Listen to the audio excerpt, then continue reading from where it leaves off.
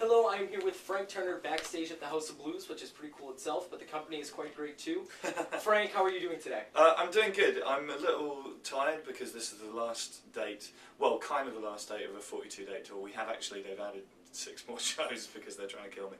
But this is the last date of like the original tour as booked kind of thing.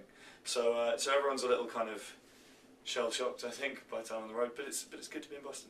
Now, I actually saw that you tweeted earlier this morning, at long at last, we are back in Boston. Tonight is going to be special. Why do you like being in or playing in this city?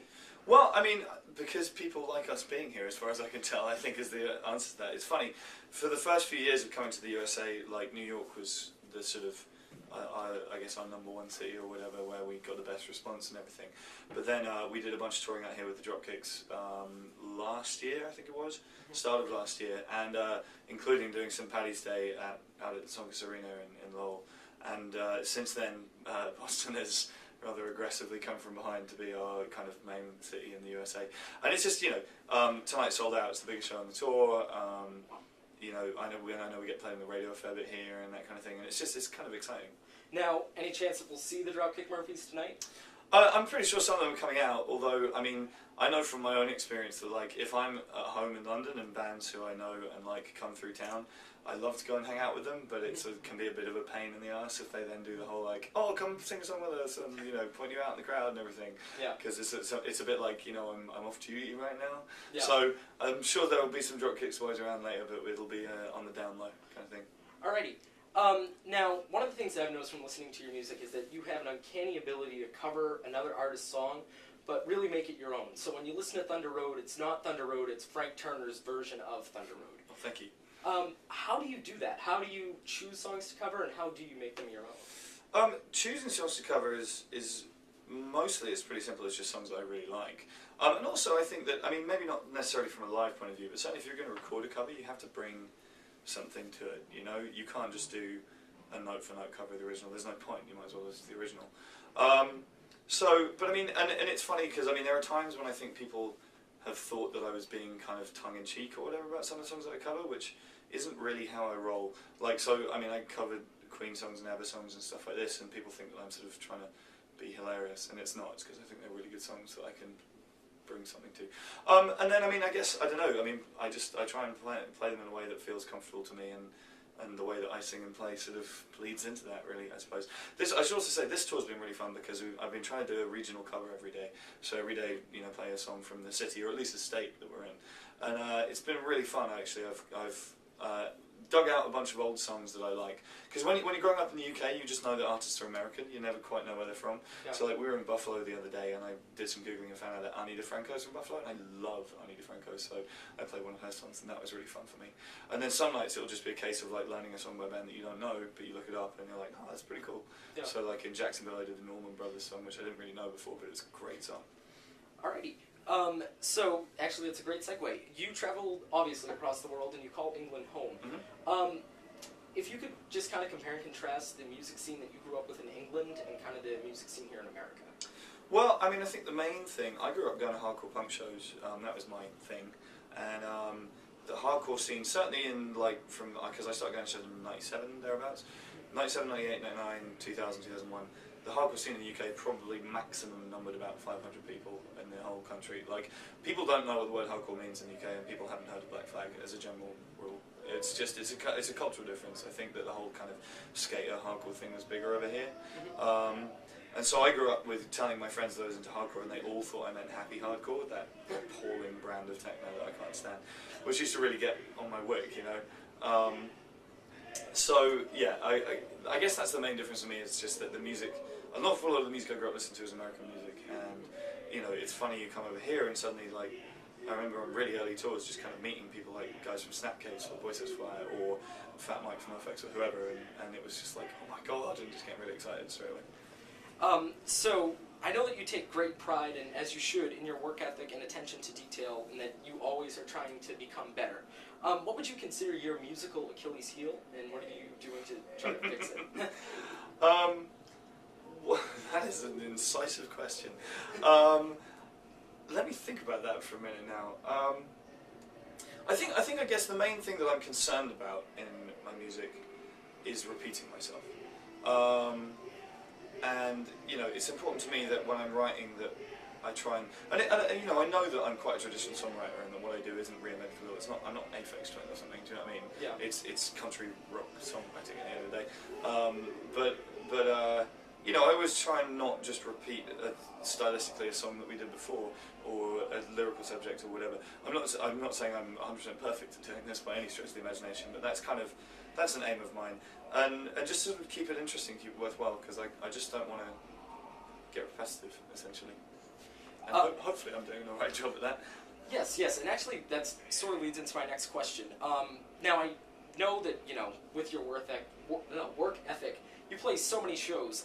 Just to sort of recap, by the time 2012 ends, in your career you have played 1,516 shows, visited 35 countries in 43 states.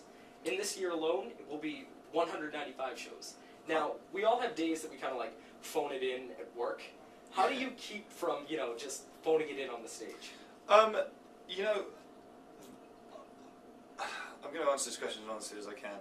I think everybody who's in a live touring band, in their heart of hearts, would admit that there are days. I don't want to quite say phoning it in, because it's. I mean, it helps that it's a really physical thing to do a show. It's kind of hard to kind of do in a non-committed way, because I can't sing the notes I need to sing unless I'm putting a lot of energy into it and running around and stuff. But I mean, there are days when I feel more connected to what I'm doing than others, let's say that. But I think the thing is, you know, I just try and remind myself that how lucky I am to do what I do for a living, you know. I get to travel and play music and express myself, and I'm also kind of socially encouraged to get drunk for a living, you know, and that's a wonderful way to be, you know. And I have a lot of friends who wish that they were doing this.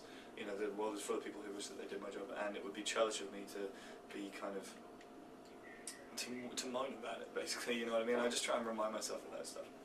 Well, and you are known for shows that are really solid and put more emphasis on the music than sort of the frills and like laser light shows and such.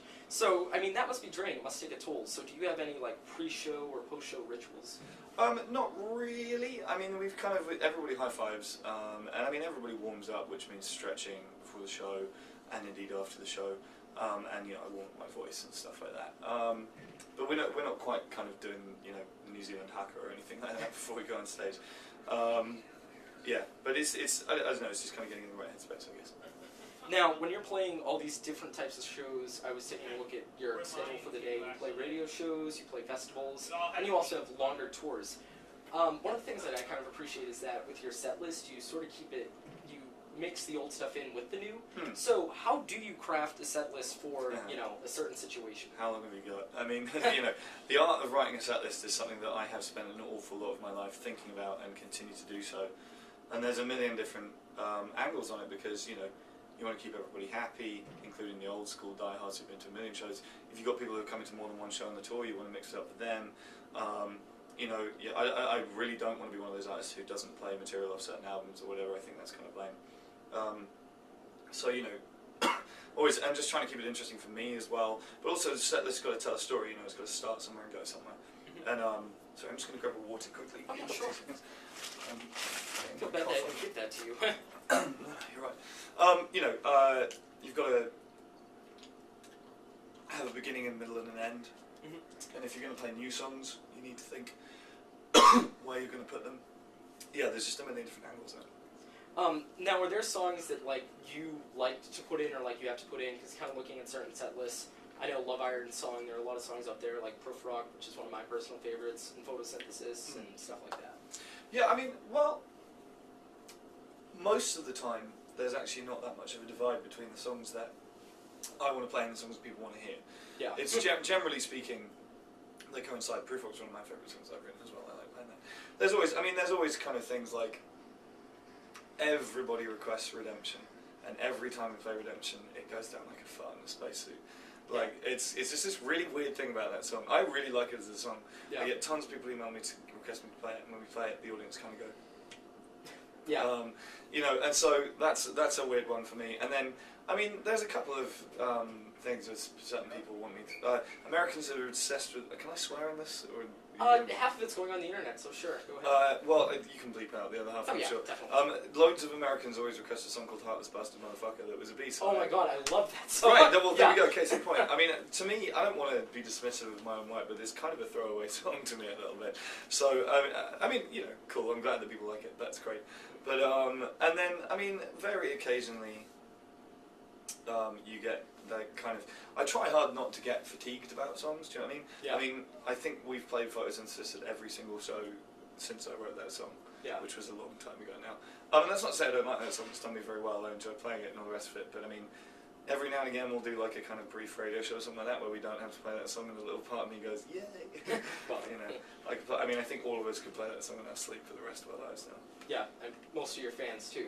Yeah, I mean, but like I say, I don't like it when you go and see a band who, like, when, you know, Radiohead don't play Creep or something like that. Yeah. Because it's hackneyed, and it's like, come on, man. There's a million bands out there who wish they had one song that many people care about, you know? Just suck it up and play it. It's 3.5 minutes long. Yeah. So, one of the things that I already done that. You have toured with quite a few incredible artists, including Green Day, Flogging Molly, and Boston's own the Dropkick Murphys. Yes. What do you learn when you tour from sort of like more established artists, if that makes sense? Mm-hmm. Loads is the short answer to that question. I mean, I think lots of people do this. You know, the first couple of week of shows I did with the Dropkicks, I was watching like a hawk to see how it is they do what they do. Because every band develops their tips and tricks, and I think the thing is there's an art to being an entertainer that is completely separate to the art of being a musician, and I strive to be good at both things.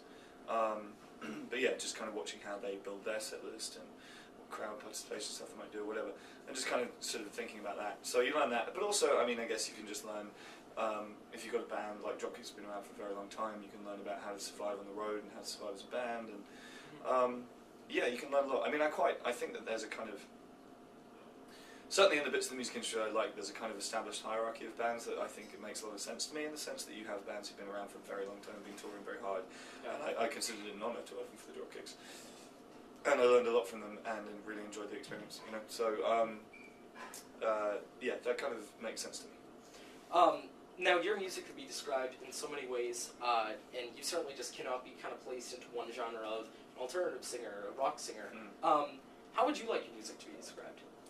You know, I don't. In all honesty, I don't really care. I care that people listen to it. Yeah. You know, I mean, people say folk punk, and which, okay, fine, whatever. I mean, I think there's a lot of country rock in what I do. The band and CCR are big influences on me, you know. But I mean, I just, you know, at the end of the day, genre descriptions exist and serve a function up till the point when everybody involved in the conversation has heard the song. Do you know what I mean? So, and I'd rather people just listen to it. Yeah. So I hear that you're working on a new album. Yeah, I mean, we've got the way it works incidentally is like, so I kind of write the songs and then I take them to the band, Sleeping Souls, who are awesome and wonderful and amazing, and we kind of arrange them and put them together and chop them up and down and put them in good shape, and then we record them. And we're kind of in sort of phase 2 of that right now. I've got a whole pile of new songs written that I'm really excited about and really happy with, and then we're in the process of making them better with the band. And then I don't know when we're going to record, to be honest with you, but soon, I hope. Now, this question might be jumping the gun a little bit. You've discussed that you've always kind of wanted to do a double album. That Tape Deck Heart was almost that double album. Do you see yourself doing one now? Actually, no, I'm kind of heading in the other direction right now.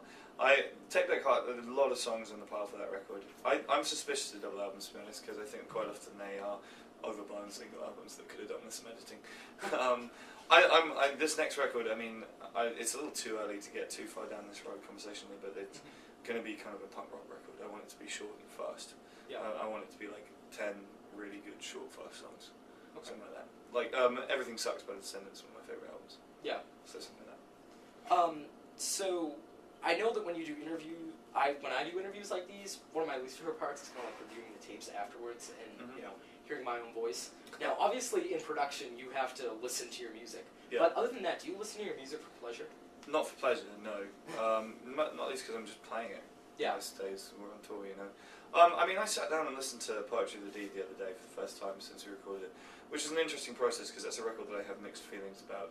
And I listened to it and I enjoyed it an awful lot more than I thought I was going to. So that was kind of cool. And then I don't know, like it's just, I mean, like I say, yeah, you listen to it so much when you're making a record that the minute the album's done, you just kind of walk away going, bleh. Yeah. Because you just need to clear your head and listen to something else. So, if you don't mind me asking, what were those mixed feelings about poetry? Poetry is a deed that and I'm 100% going to take the rap for this. It's a record that I feel I slightly rushed into. I feel like I could have done with a tiny bit more thinking out. Not necessarily songwriting-wise, but just arrangement-wise. I feel like it's a little bit kind of like thrown together.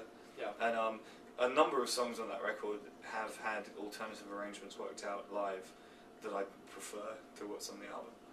Particularly Isabel, Fast Way Back Home, Faithful Son, and Journey and Magi as well. Like, I just think there are better ways of playing some of those songs. And I think I was just kind of in a bit of a hurry to make that record, you know, and just kind of smashed it through. Well, actually, I'm going to reference Journey of the Magi right now. Part of my phrasing here is a practicing atheist. I have noticed that, and I must say, I love the song Glory Hallelujah.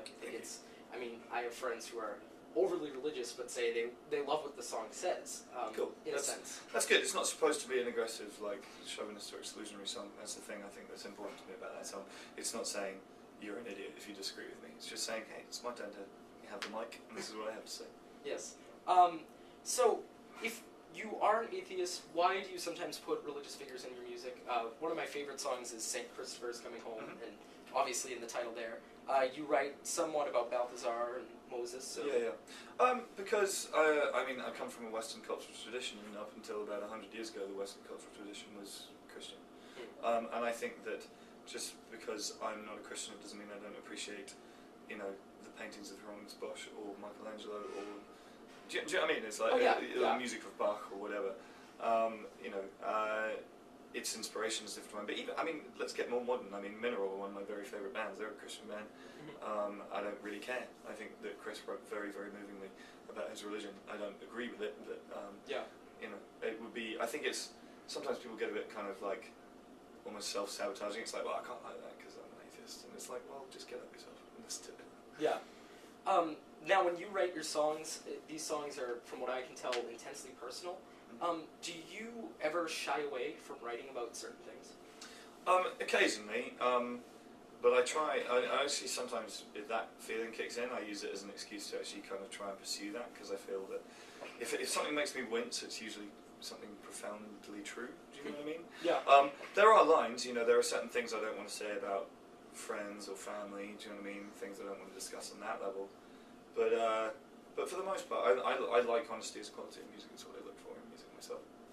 Now, in terms of, and this was kind of like an off-the-cuff question that I just thought of, in terms of family, you wrote a song called Father's Day. Yes. Was that one of those songs that you didn't really, for lack of better words, didn't really want to write? Or? Yeah, although, I mean, I felt compelled to write that song. My father and I have, well, yeah, the less said about that, the better, actually, to be honest. We don't get on. But that was a very cathartic song for me, and I think a lot of other people have said similar things about it. Yeah. And so this will be my last question. I want to let you go. This piece is, you know, well, not this piece. The alternative radio show is kind of focused on listening to new music. Are there any artists that you're really excited about or listening to now? Yes, definitely. I always pick support bands for my tours, and that to me is a really cool way of being able to spread the word. So we got Smith Street Band from Australia, Cuckoo Kangaroo from Minneapolis, and actually for one of the shows on this tour we had my new favourite band, J. Roddy Wilson and the Business, as well. So yeah, cool bands all there. I mean, I could go on about this for ages. Do you know what I mean? Bees on Toast, Ben Marwood, Emily Barker. There's a lot of good music out there. Is there anything you want to add? No, I think it's been a pleasure being interviewed. Thank you so much, Ed. Thank you, man. Thanks. Awesome.